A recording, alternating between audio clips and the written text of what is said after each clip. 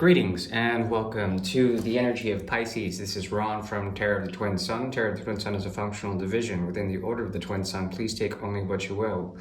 Today we are doing a reading for the month of October 2023. The 12th house is open. Similarly, the 6th house is open to see particular blocks on the mystical path that Pisces tends toward. Okay. Especially if you're a solar Pisces, it's like having the sun in the 12th house. There's this feeling of culmination of things when it comes to the process of the zodiac, the evolution of the zodiac. Yes, so the Great Mirror is a technology that is devised by the Order of the Twin Sun to see particular energies of karmic resonance that may exist between Pisces and a significant other. Today we'll be working with the 1973 Royal Fez Moroccan Tarot deck and also a bicycle deck for Karma. We'll go ahead and get started now.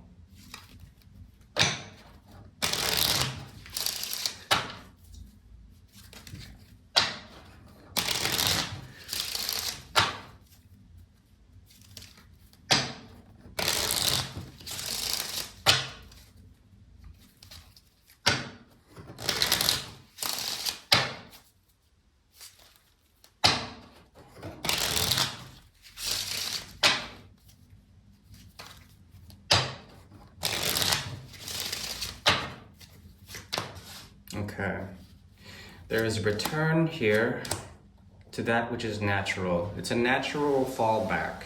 Adversity is disappearing. It's going away for the month of October.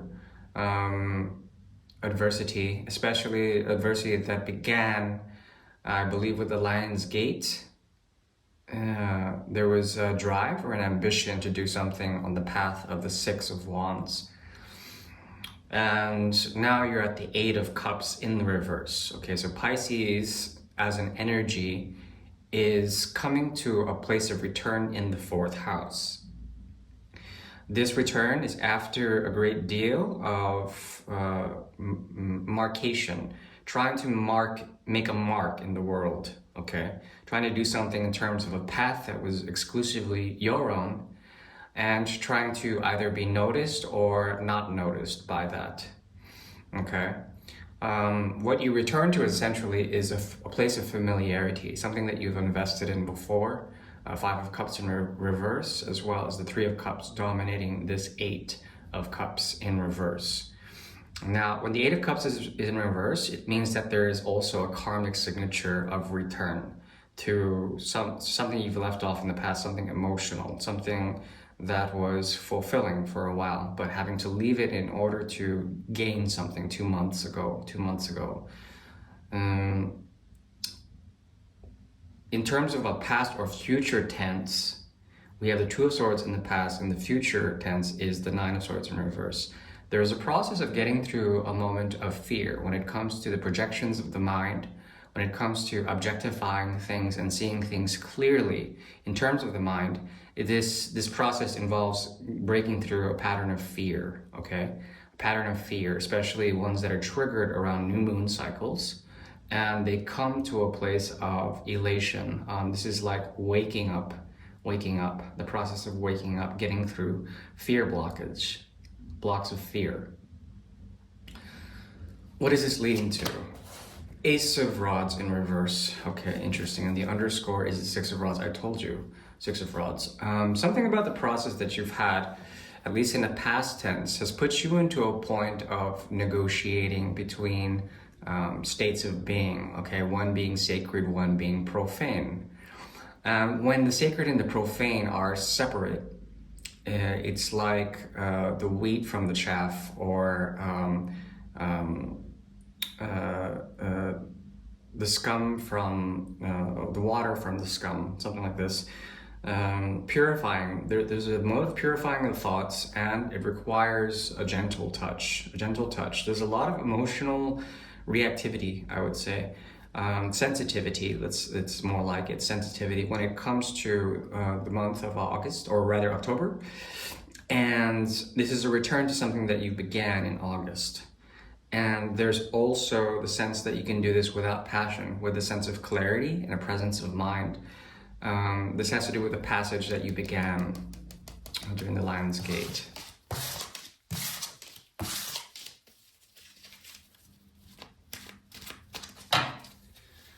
Okay.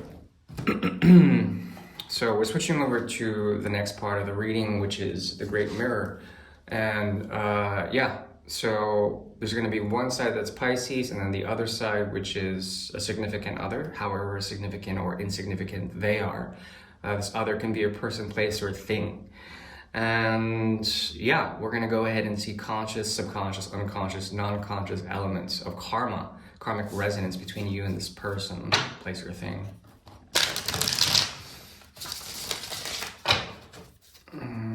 Six.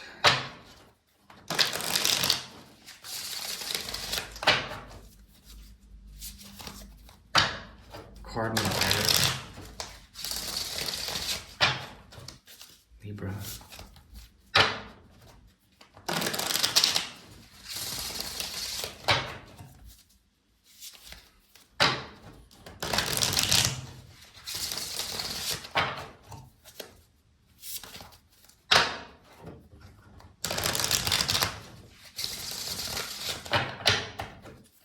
Okay.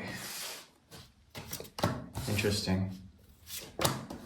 Okay, so there is this projection onto you consciously, wherein you know you have to work with others. There's a tension in this natural order of trying to work with others. It's difficult to maintain your sense of right doing when working with others. Therefore, what happens is a triggering of the Five of Cups, which was mentioned earlier in your karma reading, and also the Seven of Cups. Okay. Wow, this is a very incredible Seven of Cups.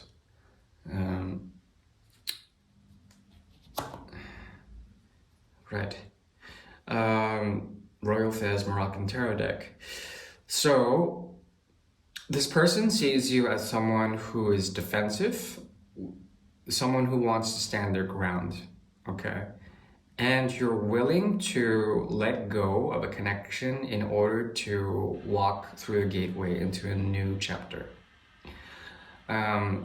Regrettably even, and at the same time, there is no shame in doing this.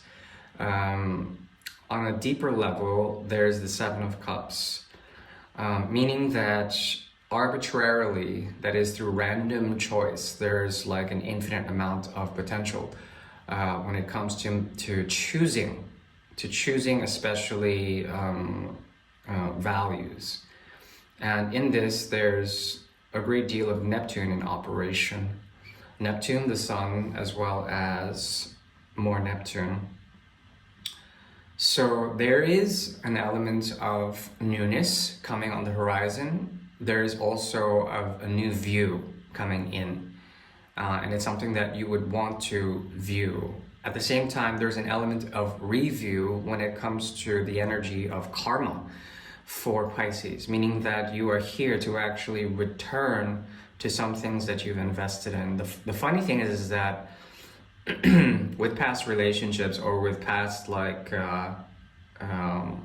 operations on a subconscious level, there's a great deal of difficulty in finding the purity that you would want to seek in finding either empathy or finding some sort of resonance on an emotional level with other people of past relationships. Therefore, there is this resistance. There is a need for reform in the energy of Pisces to get on the right path towards the Six of Rods. The funny thing is that you're being kind of pulled off the path in order to find and recalibrate something.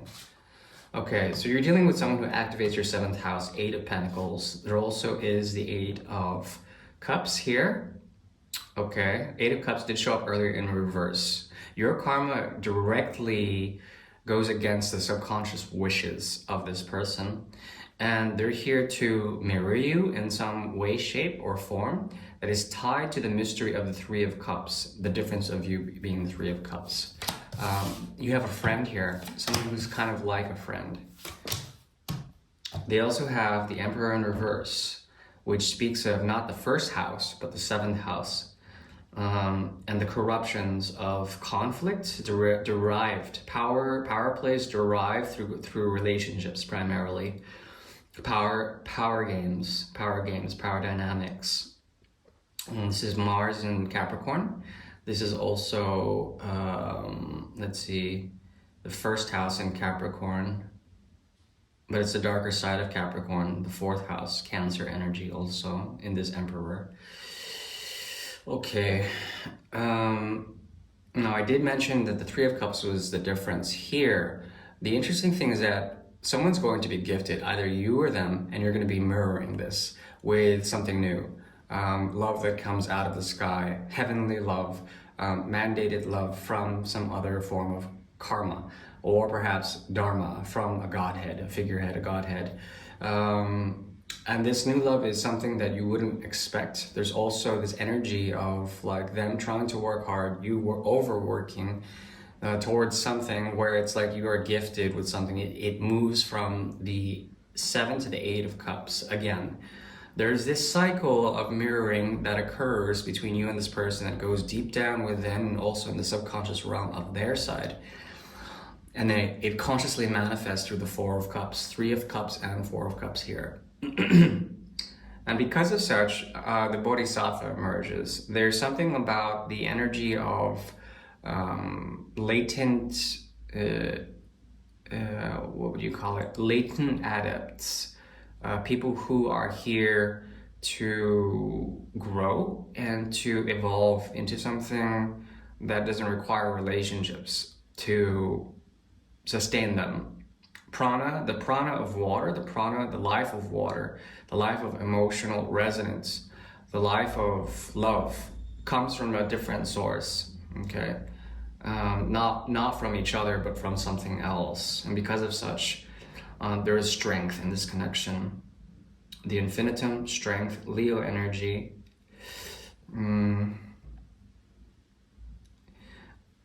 I think you should come from a place of deep objectivity when it comes to this. You're dealing with someone who knows how to use power games or power schemes, and they're working hard on the details of their own life. There's something about what you would do would be a point of reception, listening, okay? And as you listen, you might find the 7 of Cups sort of recalibrating itself. Finding that this person might be using some sort of power play in order to gain something from you, but all they're going to gain from you is an open ear. An open ear.